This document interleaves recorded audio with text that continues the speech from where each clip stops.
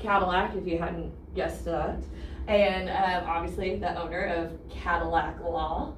I have been licensed since 2011. I went to St. Mary's University School of Law in San Antonio as a single mother. My son was 3, and we went to law school. I moved to Dallas in 2011 with AT&T. They hired me out of law school to do contracts negotiations. And I did about 5 years of time, hard time at AT&T, hard time. And eventually I couldn't do it anymore. So I started working full-time for my own firm in 2016.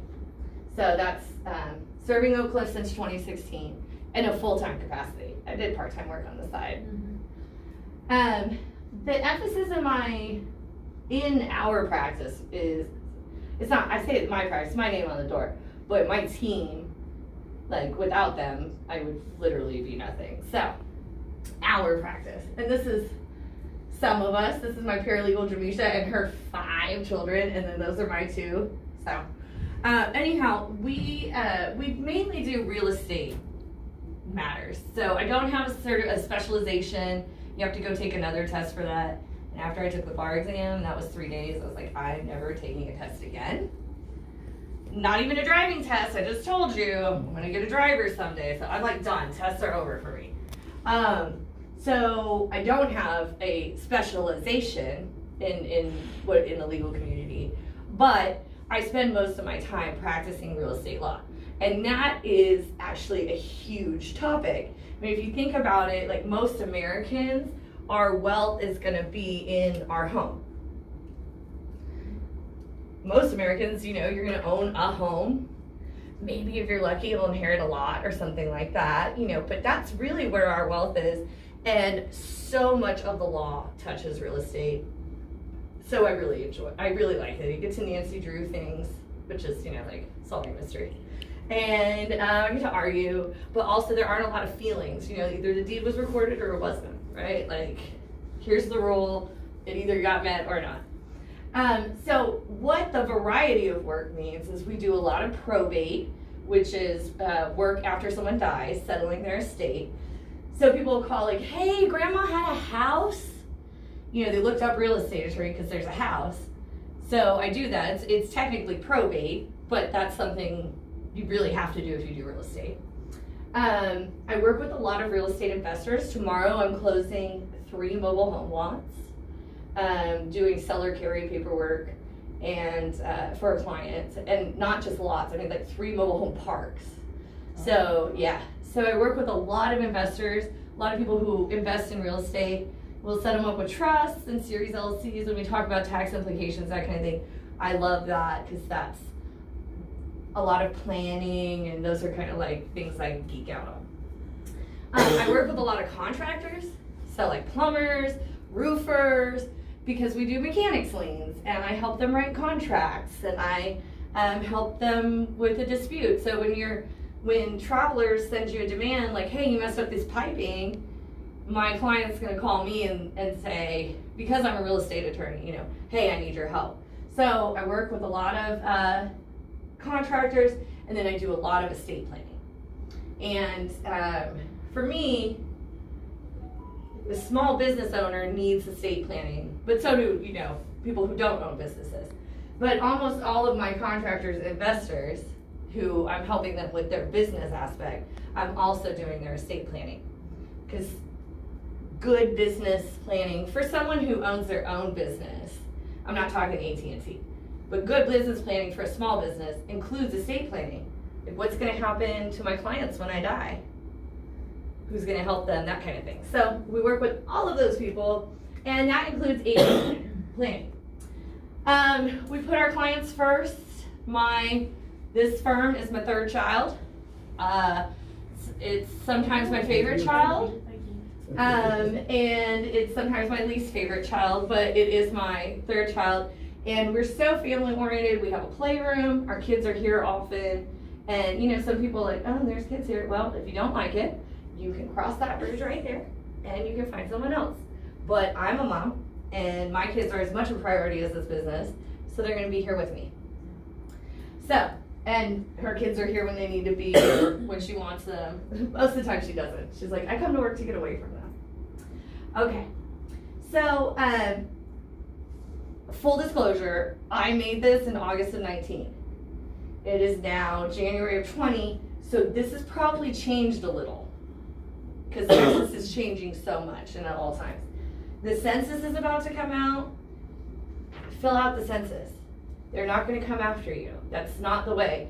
It's more likely that they're tracing you with your phone and intercepting your text messages than catching you in the census. So fill out the census. Even if you know someone who's not a citizen, make sure they fill out the census because the census gives us money. And the more people we have, the more money we have. And the more we can get to fill it out, the better too, okay? I didn't say that out loud. Okay, so the median age in Texas is 34 years old, which I know this is gonna be such a shock to you. I am actually past the median age. I know. Just hold the shock back, it's okay, I'm afraid.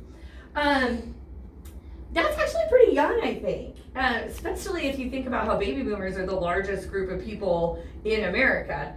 I think that's really young. And so there's like some really great things and probably some negative things to go with that. There are over 3 million people in Texas who are over 60 years old. So that's quite a few people. And 60, I don't know, man. Once I hit 35, it was all downhill. But 60 is when you really, really start to, that's when you can start thinking, okay, it's been fun. What am I going to do here in the last few decades of my life? Okay, so luckily we have over 5 million Texans that are between 5 and 17. So someday when I'm old, there will be people around to take care of me. Yay! And when you get older, there will be able-bodied people to take care of you. Yay! So we have a very interesting and diverse population age-wise, and of course, race, gender, all of that. We're a huge state with a ton of people, and a lot of people in Texas have not thought about getting older. So as we grow older, there are a couple things we really need to think about in terms of your life, in terms of the law. There is the medical aspect, and then there's the business and home aspect. So I consider my home business a business in and of itself, right? Like, so I run a budget for that business, and I call that business, but that's home business. This is my business. So if you have an incident where you are, in a coma. I spent 4 days in a coma in my life. I didn't know it until a few years ago. Like, I didn't find out till a decade after. I had no idea. I was like, I was in a coma. And for like 2 weeks, I told everyone I met that I had been in a coma. I was like, I've been in a coma. For 4 days, I was in a coma. Okay, so during that time, I obviously couldn't have done anything for myself, right? Because I was in a coma. So at the time I was married, so they could turn to my husband, because by law in Texas, they go to your spouse first. And so luckily that worked out and he was readily available. But now I'm single, so if I ended up in a coma again, I have 2 children. They can't make those decisions for me. The law would go to my next of kin. That's my dad. He's in California. I haven't seen him in 4 years. We hardly ever talk. Don't really want him making decisions. When I was in a coma, he didn't come to my bedside. So I don't know why he would do it now. So in order for someone to make medical decisions, my paralegal, quite honestly, would have to file something with the court to have a temporary guardian of the body, is what they call it, established for me, and she would probably have to nominate someone who works here, quite frankly, but we're going to talk about how we can work around that. So you have to be able to care for yourself. A lot of folks can't even really get up and brush their own teeth or take a shower without help. These are all things you really need to contemplate as you grow older. I feel a little, fortunate in the sense that after that coma, I had a very long recovery from my car accident. And I had to learn how to walk again, and I was in a wheelchair for a long time, and I had all these things that really usually you only face when you're in your 60s plus, right? You've broken the hip. I literally had a broken hip. So at 24, I got to see what 64 might look like, what could happen. And so I understand the severity of this and how important these things are, which I think is probably part of what drew me to this part of the law. I just loved it in law school because I know how difficult it can get. Now I could only imagine if I had been single when I was in that car accident and I was in a coma and they couldn't get a hold of my dad because he was supposed to go to Jamaica. That's why he couldn't come to the hospital. So if they couldn't have gotten a hold of him, literally the hospital would have had to file a lawsuit with the court, and the court would have had to find a professional guardian. And then when I recovered, I would have had to pay that back. Right. So, and then that's not even, so I spent like 6 weeks in the hospitalized. That is one bill cycle. I had a husband at home. He couldn't pay the bills. My stepmom finally came and she was like, how do you log in? I'll pay the bills. Let me make sure, because he was worthless. But if I didn't have that, right, if I hadn't come out of the coma, who would make sure my mortgage was paid? Who makes sure I'm not getting evicted if I was a renter? Who is gonna pay my car note so that my car doesn't get towed while I'm laying in a hospital bed, right? You have to, these are things we do on a daily basis and we don't even think twice about, right? I just pay my bills online, I don't even think about it. But as you get older, you need to think about these things because less and less are you going to be able, or more and more will you need to rely on people for these things, let's say that. It's my phone here. Oh, okay. I thought it was sounding like you're on the volume.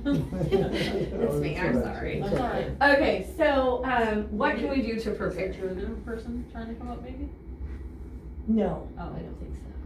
I'm assuming it's some stalker or some sort. So what can I do to prepare?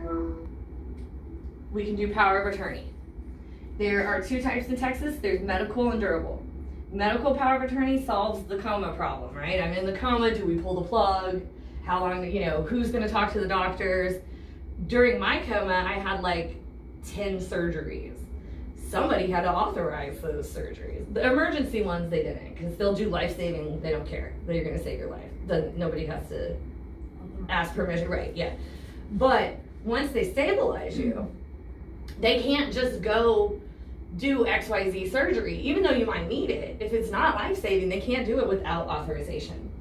So you can do medical power of attorney, and then durable is paying the bills, making sure I'm not gonna get evicted.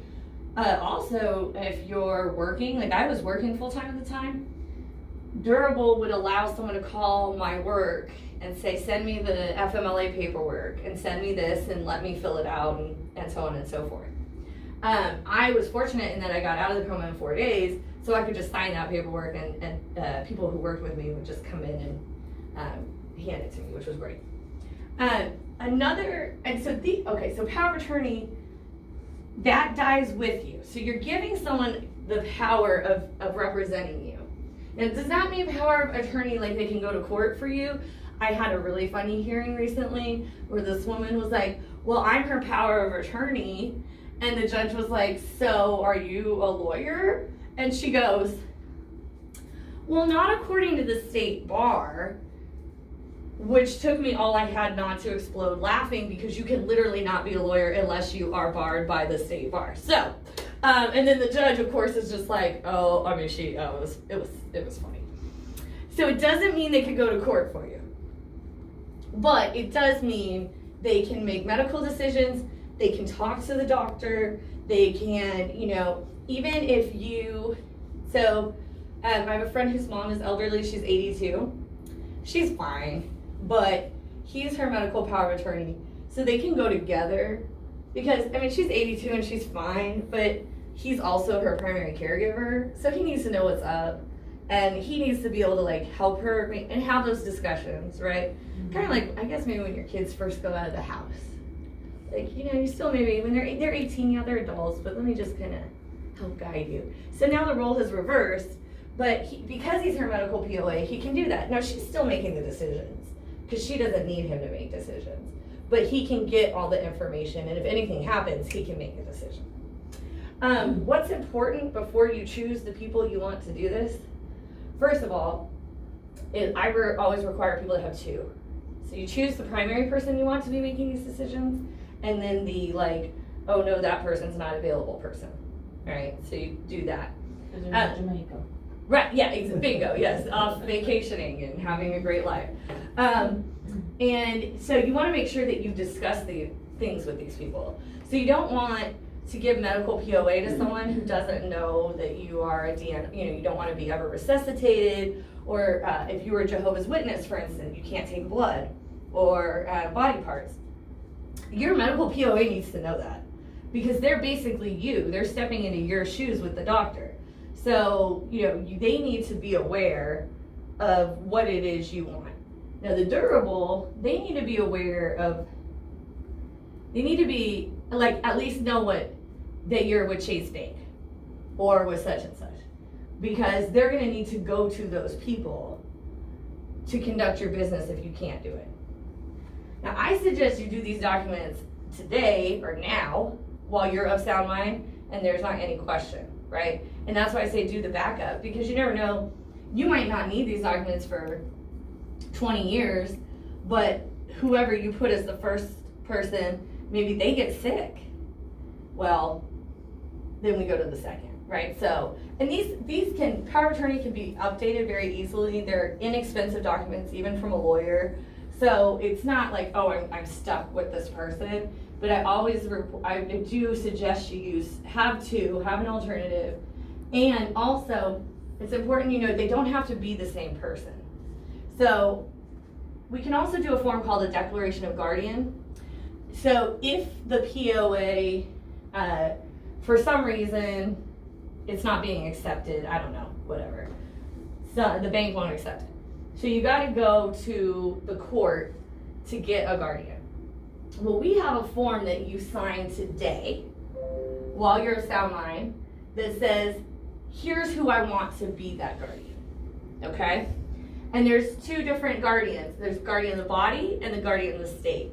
So the body is very much like medical and the state is like durable.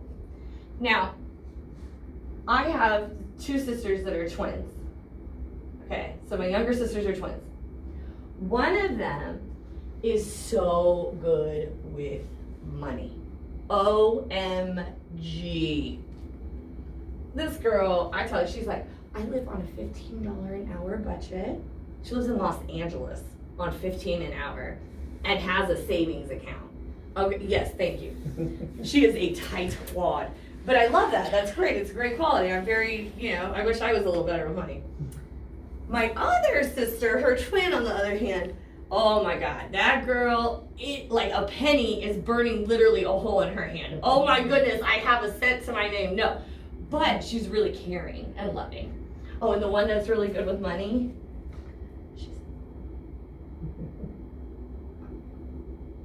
but this one's really nice, and she's like really loving, and like if I was in a nursing home and I got a bed sore, she would throw a fit, like, get this bed sore fixed, and all that, right?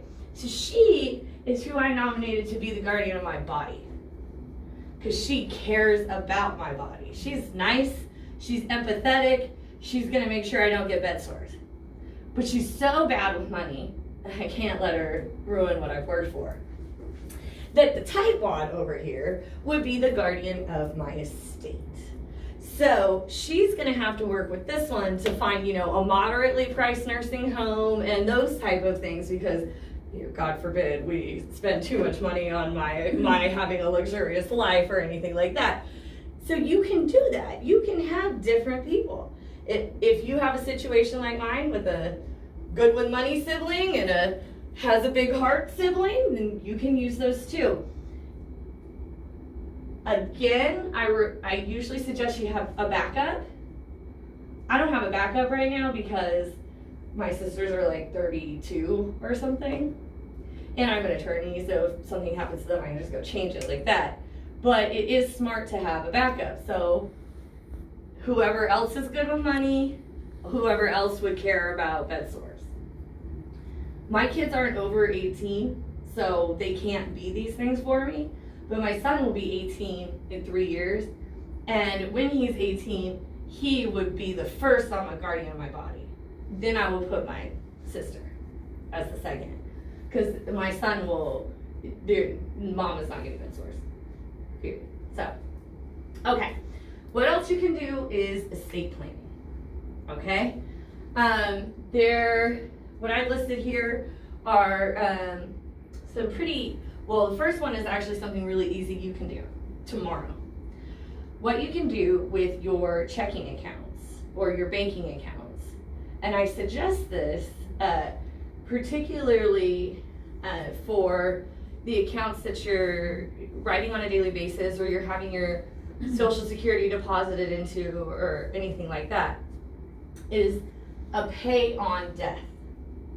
So what you do is you go into the bank and you say, hey, I want to do a pay on death, and then they give you a form and you sign the form, you fill it out who you want to pay on death to, and then what happens is if you pass away, all that person has to do is take your death certificate to the bank and they'll cut a check for the account amount and shut down the account.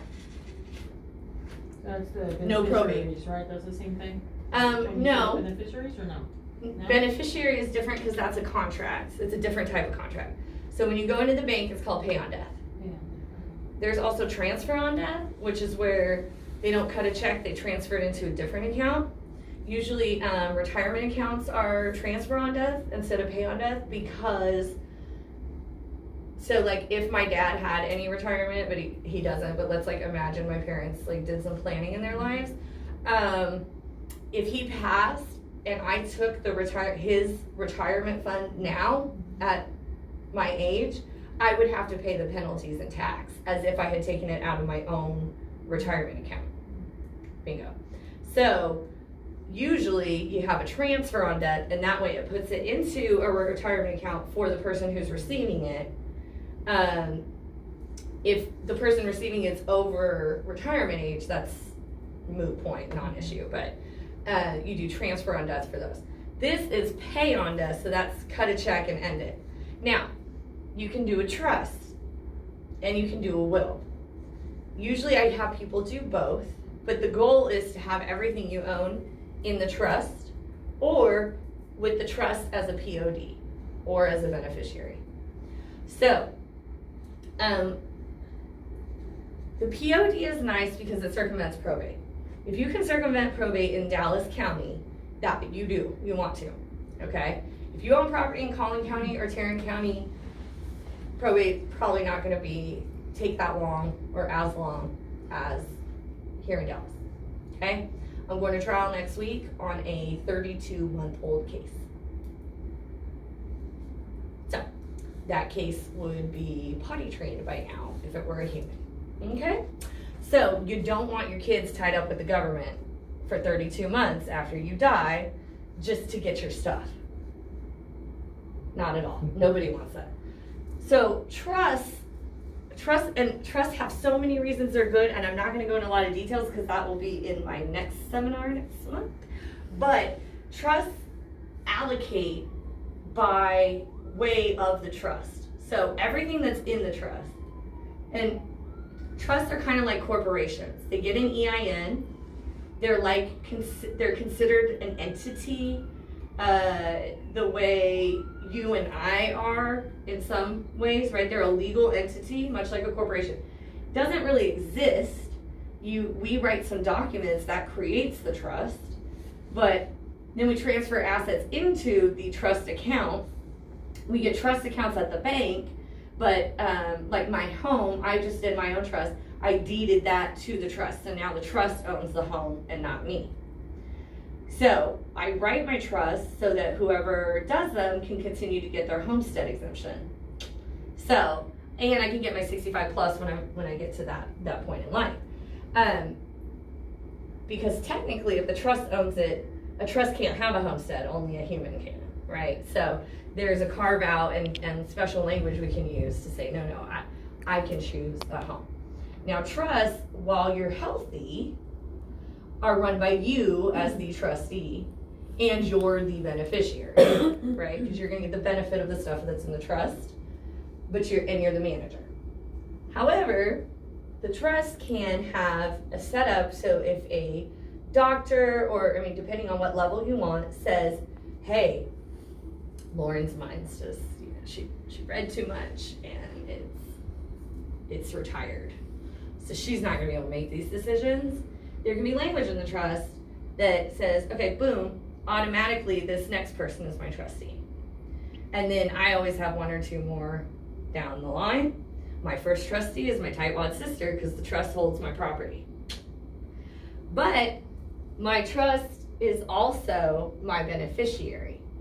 So on my retirement savings accounts, when I pass away, the trustee, the tightwad sister, will send my death certificate to whoever it is, and they will cut a check to the trust. Then the money will go into the trust and it will be allocated as the trust says. So a reason that is important to me right now is because my daughter is 7 and my son is 15. So the trust says, while they're under this age, they have to, you can't do this and you can't do that, and you do need to pay for college and da-da-da-da-da-da-da. So that makes sure that my kids are getting like evenly distributed. But it also makes it so that the property isn't technically mine. So I have a bunch of that die with you, but you gotta file your income tax the year you die. Someone has to file your income tax for you. And when a debt is waived, so they waive the loans when you die, you have to pay income tax on the waived debt. I know, it's a nightmare. But if you don't own anything and there's no estate, there's nothing to pay income tax. That also goes for Medicaid planning. So if you're going to the doctor and I go to the doctor and he's like, Lauren, you had that accident, you whacked the hell out of your head, you got 5 good years, and then you're gonna have to be in a home. Someone else is gonna be doing stuff for you. Okay. That day, I go and I make my trust irrevocable. Irrevocable. Once it's irrevocable, the property isn't mine. And when Medicaid 5 years later does their look back, even though I still own the home, I'm not the trustee anymore. I can't be the trustee. I'm just the beneficiary. So I don't own the home, I just get to live in it. I don't own the money in the checking account, but I get to use it. And Medicaid can't look at any of that. So for Medicaid planning, a trust is a fantastic tool. Now, I have a friend, her name is Pat, and she's 65 years old. And I talked to her about Medicaid planning, and she said, Lauren, I have worked too hard my whole life to go to a Medicaid nursing home. And I was like, well, congratulations, Pat, I'm very proud of you. However, I sustained a brain injury in that car accident when I was in the coma. The coma is technically, a result of a brain injury. So I can't get long-term care insurance at all. I don't qualify, period, end of story. 24 years old, got hit by a car, don't get it. You're out. So I must have Medicaid someday because I didn't do all this to spend it on, staying alive in a nursing home. No, ma'am. No, sir. No, I did not. So I'm gonna need that Medicaid, especially since I kind of paid into it, and I'm gonna be able to make my trust irrevocable when I'm having that conversation with the doctor. And if you're close enough with your doctor and you tell your doctor this is what I'm doing, they'll be with it. All my doctors so far have always loved my little legal, oh, we could do this. They're like, oh, that sounds fun. Like one time, I didn't want my son to have to tuck his shirt in at school. I don't know why, I just was being flippant about it. So I told the doctor to write him a note that said medically he couldn't tuck in his shirt, and she did. She's like, that sounds fun. I'm telling you, doctors love this stuff. They're nerds. I love doctors. Nerds. Okay, so the trust is, to me, God's gift to American citizens, okay? It's also what rich people use. So here's my favorite trust story in the whole world, and then we're done talking about trust. But I love them so much, I love to talk about them. Okay, I had this friend when I was in my early 20s, and he was a hairdresser. Not a barber, a hairdresser. Do you hear me? His grandma was very, very wealthy. So she created a trust. And in the trust, she wrote that he must be legally married in order to get the money, because she knew which way he swung. She got the vibe. I mean, he's a hairdresser. Come on. Yeah. She knows. She knows what's up. She knows her great hair. So she says he must be legally married. In 2012, when the Supreme Court said that gay marriage was marriage? Oh, I thought immediately about that woman. She must be rolling in her grave. Because y'all, the next day he could have got married and got the money. She didn't say to a man or a woman. She said legally married. But you can control people from the grave. That's the point of that. Like, rich people love to control people, right? So you can say stuff like, this grandkid doesn't get anything if they don't maintain a 2.0 at Texas A&M and graduate with a degree in microbiology. You can literally do that. It's the only way you can do that. Because if you use a will, when you will something to them, it's a gift. It's yours.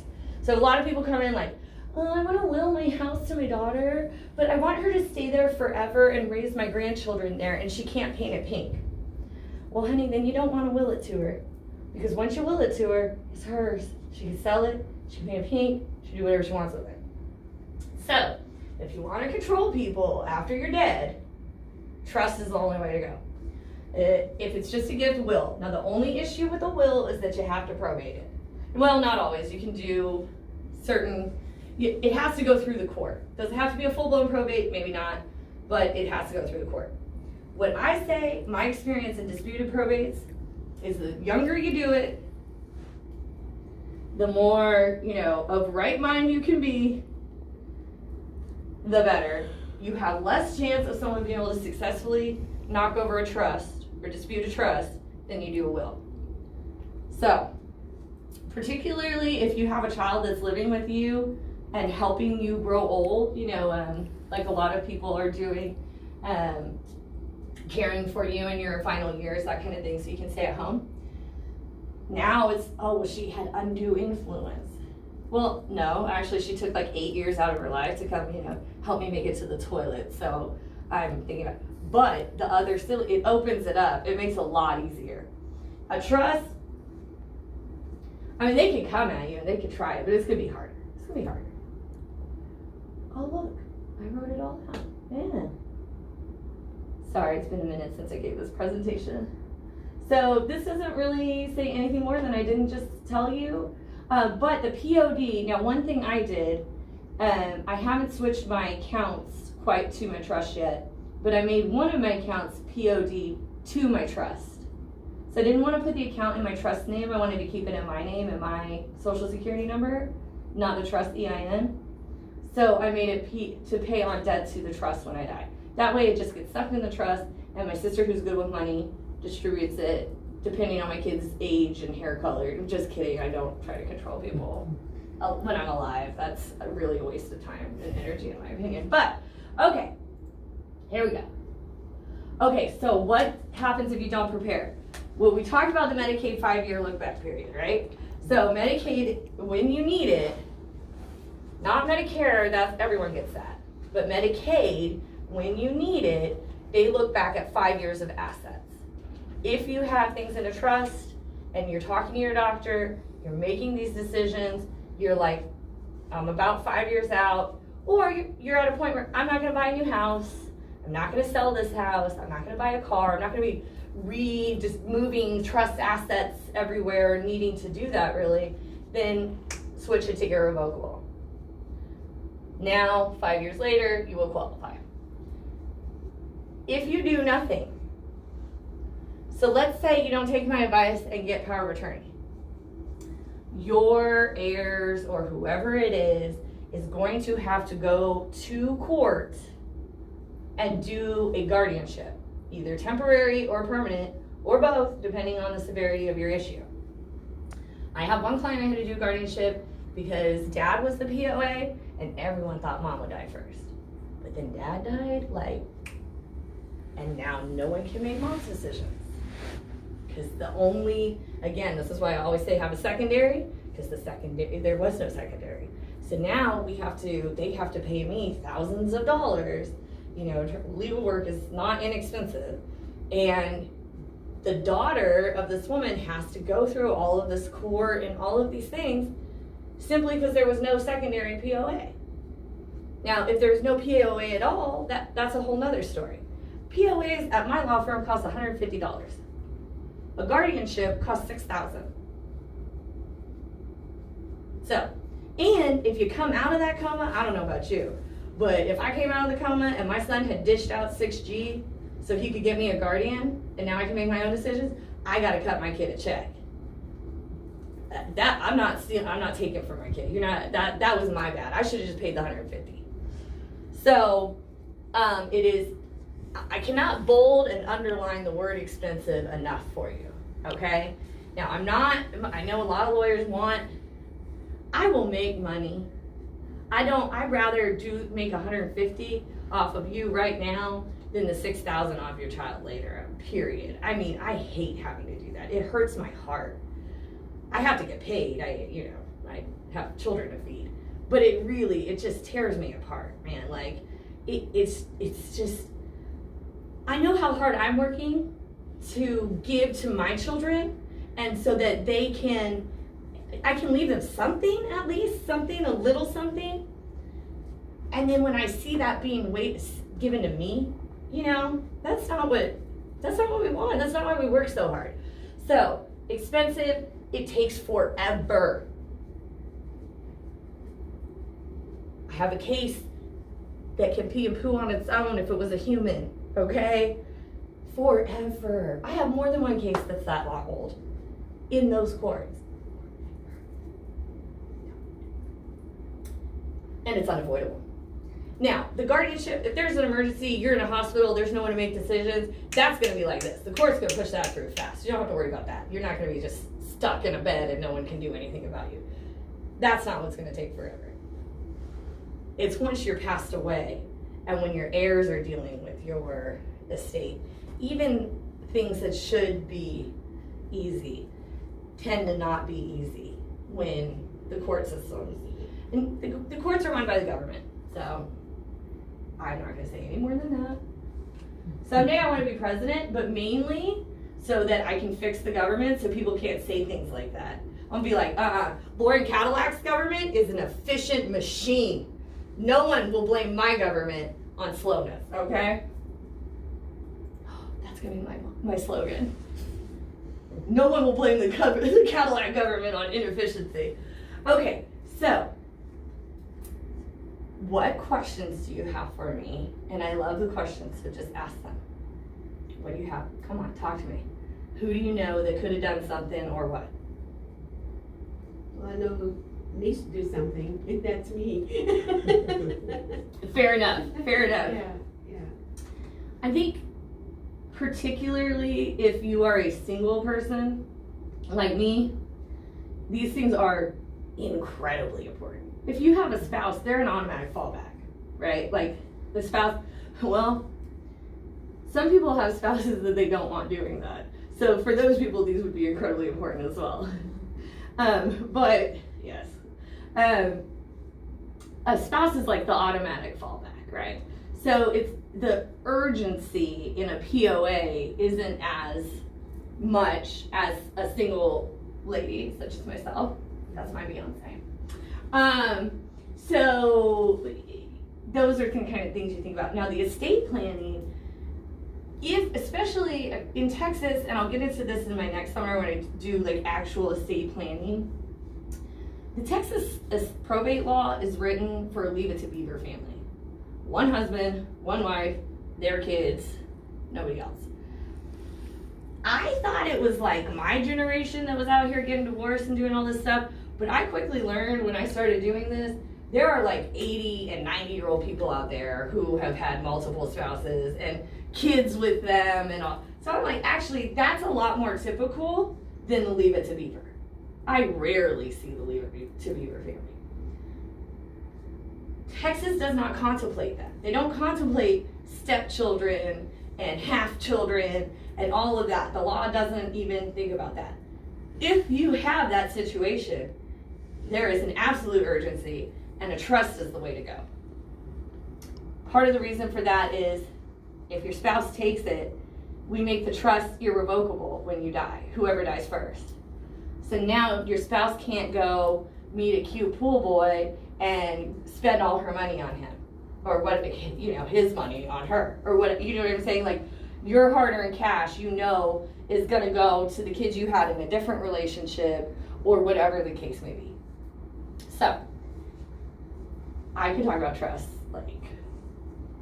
for years. I love them. I just think they're the greatest things ever. So on the trust, does that apply if your kids are grown? They're already over 18? Yeah, so the law is whack. The trust does not address children under 18. The trust only addresses distributions and that kind of thing. So if you allow the probate code to distribute, which is what happens if you don't have a will or a trust, under the new law, if you bought that home, let's say you bought a home with your spouse, and that's a step-kid situation, right? You would own 75% of the house. If your spouse dies, you own 75% of the house, and their kids own 25%. And when I talk about my estate planning, that becomes particularly interesting when in that marriage you shared a child. So there's stepchildren, but then there's this half kid of the steps, right? Your child. Now that kid, who maybe even lives with you still, because it's your spouse's kid, owns part of the 25% as well. I'm not trying to have my kid own part of my house. I love my kids, but I do not want them to own part of my house, because I'm gonna hear stuff like this. This is my house. We don't do things like that in my house. You know why I know I'm gonna hear that? They're just gonna, all those words I ever said about my home, gonna come right back at me. I am not trying to share ownership with kids. And I cannot tell you how many times the deceased spouse kids, they're like, oh, you gotta go. Get out of the house. Well, that's not the law, but that's what they're gonna try to do. So, trust all the way, no matter what age. But in that situation, that scenario you're sharing, that's if there was minor children that were stepchildren during the marriage, or humans at all. If they're minors, then the court would create a trust for them, and the money would wait until they were adults. So, yeah. And actually, I would say when they're adults, it's even more important, because minors are nice. Oh, we're sad, we lost dad too, right? Mm-hmm. Adults are like, where's that china that came from my mom? You know what I'm saying? Adults are not good. I had one guy come in one day, and he told me, he said, I'm gonna deed this land to my son. I said, oh, great, how old's your son? He said, 19. I said, no, you're not. He looked at me. I said, I will not write a deed for your land to your 19-year-old son. He looked at me. I said, 19-year-old boys like women. They like girls. And you know what girls do? They come in and they see that boy owns some land, and now all of a sudden it's sold, and she's got a new pair of boobs. That's what they do. That man came back 2 months later. He said, within a week of you telling me that, a girl came in the picture and started trying to steal from the family. Thank you. I just see patterns in behavior, sir. That's all. So, and it's my job to protect people. Don't give a 19-year-old. Who's good? A 19-year-old? Come on, bro. Anyhow, and he wasn't even dying. It wasn't like he was like this old dude on his deathbed. Oh my God. No, he was like my age. No, man, you are not giving this kid this land. Okay, so I'm single person. Congratulations. I said single person because all my children are adults. Uh-huh. I only own a home. Okay, so I want to, and I have no will or no anything. It's just my home. And if I die, when I die, one of my daughters said I should will it to the other daughter because there's a long story about that. Okay, but they're all in agreement? the one that I want to give it to said she doesn't want it because she's afraid that the others are going to be mad at her. They will be. They will be. That was a real big thing. That was smart of her. When their dad passed away, they were all it just really made a lot of difference in them, you know. So she's afraid that would happen, you know. All of a sudden, people think like, oh, mom's dead, I'm getting rich. But when their dad passed away, there were 4 kids. One I had before marriage. Okay. Okay. And this is the one I want to will it to now. Because the others got so much money from him. Okay. She only got she a small amount. Okay. So they, this one daughter said, well, she should get the house. You know? So, but I still don't. if all you have is the house, I think we should save a bunch of money and just do what is called a ladybird deed. Ladybird. Mm-hmm. So that means that like you keep possession of the deed. It reads like, this is my house. Mm-hmm. I'll do whatever I want with it. But the minute I die, it transfers to this person. Okay. And then that way, when you pass, all they need is your death certificate, and we do an affidavit of death, Mm-hmm. and they go record that, and it automatically belongs to her. And if any of your kids wanted to fight it, they would have to go through the district courts of Dallas County, and it would be very difficult and expensive. I've never seen anyone fight a ladybird deed. So so I would need to do that right away. Just don't. Yeah, I mean, the sooner the better, because you like never know. You know, I was driving to grandma's house when I got hit by that car. Yeah, exactly. In a minute now. Well, you know, I mean, it's just you don't know, right? Like every moment is a blessing. So that's plus if you keep that attitude, you tend to be a lot more positive. It's like, okay, it's not that bad, whatever. Okay. Yeah. So I suggest the sooner the better. To me, I see urgency because of that accident, right? Yeah. Like I could have died at 24 and left my son without a mother and all of those things. Mm-hmm. So I would say yes, sooner the better. But you know your health, you know what risks you're willing to take. I just didn't know what to do, you know, how to do it. But if you have any debt or a car or a mortgage, then that's not going to be sufficient. I have no mortgage. The house is paid for. Okay, then that ladybird deed should probably do it all. Okay. And actually, the car is not that hard to transfer if it's paid off. Well, it's not paid off. The car is not now. I had one that was, but then I got another one, so it's not paid off. Okay. Yeah. So that would make a debt, which would mean that there would need to be a probate. But we'll talk offline. Before you leave here, set up an appointment for a consult, Okay. and we'll talk about that. Okay.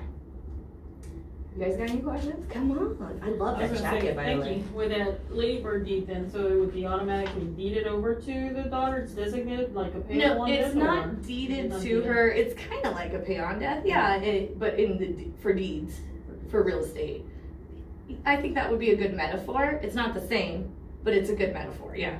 So basically, So she wouldn't have to do anything to go get it changed to her name, or she still would have to? no, she has to file the death certificate and the affidavit of death, and then it's hers, or whoever's listed in the ladybird deed. What I like about them is that it's like if you just deed it over to them, then they own it, and you can't go mortgage or do anything like that. But with the ladybird deed, you retain all the rights to the home. You own the house. You could sell it if you don't want it anymore. You could sell it. And is that If the you- part where she would get the benefit of the taxes or whatever that you mentioned earlier? She wouldn't get in the anything if conversation? you sell it.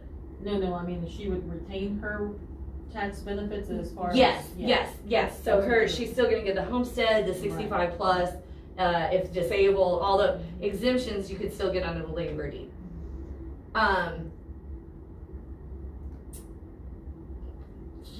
They're great. You just own it like you owned it, and then when you die, they just file something, and it's really that easy.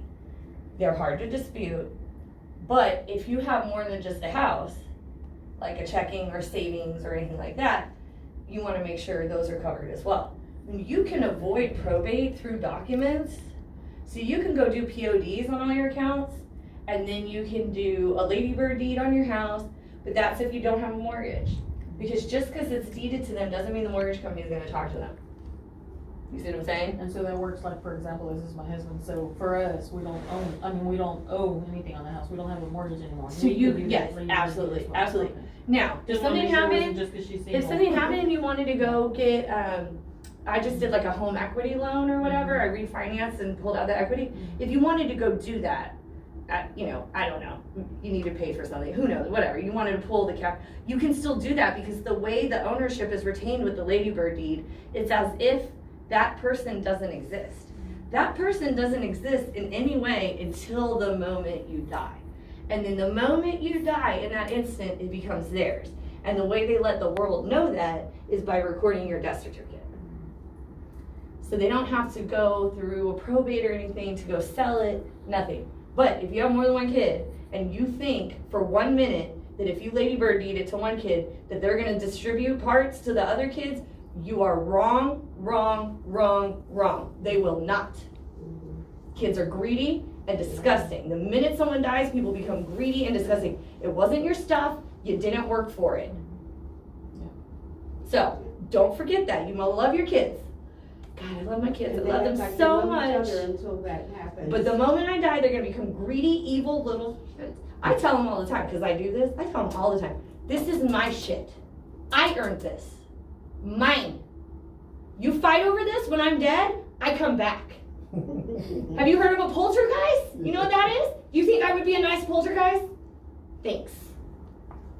Hopefully that works, man. So Well, I got the trust, so they can't. Right, that's what I was gonna say. Come in a at case me. like that, that's why you recommend the trust then. No. That's all there's cases. multiple- 100% of cases, Okay. kids are evil. Yeah, The minute you die, they get No, I greedy. meant, but if there's multiple children, then you would definitely recommend doing. Yeah, the if you have more trust. than one kid. Yeah. Yeah, absolutely.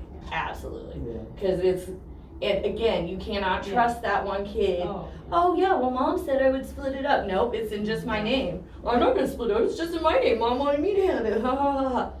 Don't leave that kind of legacy But for your if you children. really did want that one person to have it. Then you do it. You can do it. But you tell the other one. Yeah, right. While you're like, part of the reason I have this trial next week Mhm. is because the dad didn't tell his daughter that he wrote her out of the will. Oh. And he left the fight for his other daughter, who I represent. That's some bullshit. That's some bullshit. Don't do that to your kids either. Yeah. So you tell them,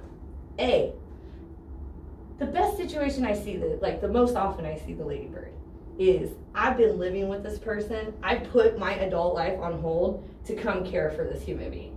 And so while they're being cared for, they're like, I want you to have the house because you sacrificed your adult life. That's a really good use of a Ladybird deed. But you got to tell the other kids, hey, since you couldn't bother to show up, I deeded over this one. I might put that in an email so that if there was ever a trial later, it could be used. Yeah. I'd CC all the other kids too, just make sure all of them know.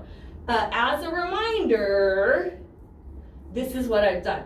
And I know it sucks that people don't want to talk about like illness and death and their estate with their kids.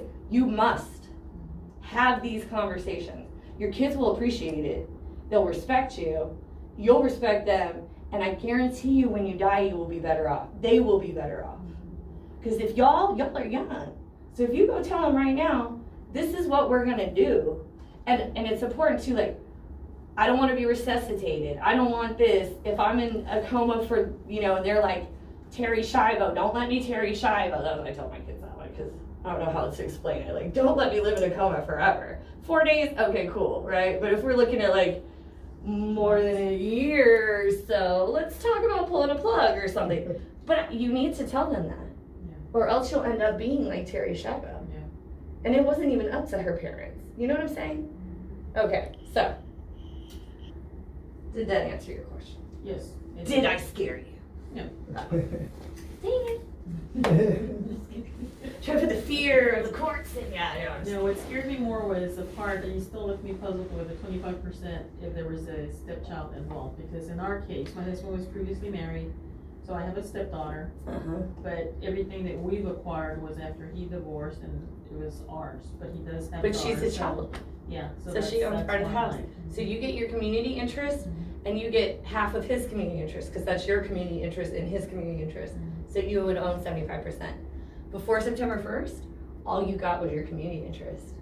all the kids would have split the half. Before September 1st, so that changed? Before September 21st, or September 1st of 2019. So they just changed the law.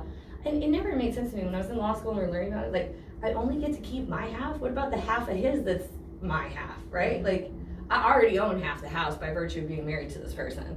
So I also own half of this person's stuff by virtue of being a community property estate. So where's my half of his half? So they finally updated the law to reflect the law. So. And so that's a law that you have to honor. There's not anything like in the case where you said you just tell them that you will them out. No, you write a trust. No, the only way that law applies is if you don't prepare. You don't have something. That's right. So you can let the government decide, or you can make the decision. It's up to you. The government does not make the decisions, because I am not in charge. See how I said get all settled and stuff?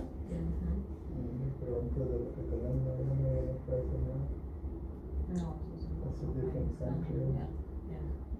Yeah, because we own something. I'm from Mexico, and we own property. Oh, I thought Mhm. You know, it's a house Yeah. and little land, agricultural land, and I don't know this. Well, so did you say it's his mom's? Well, they went through probate for his mom's estate, and so I thought. And he was that's what he asking about inherited. that. Oh, We have something no, that we- we. Oh, okay. just a Got it. small Okay, house. yeah. This is, Yeah.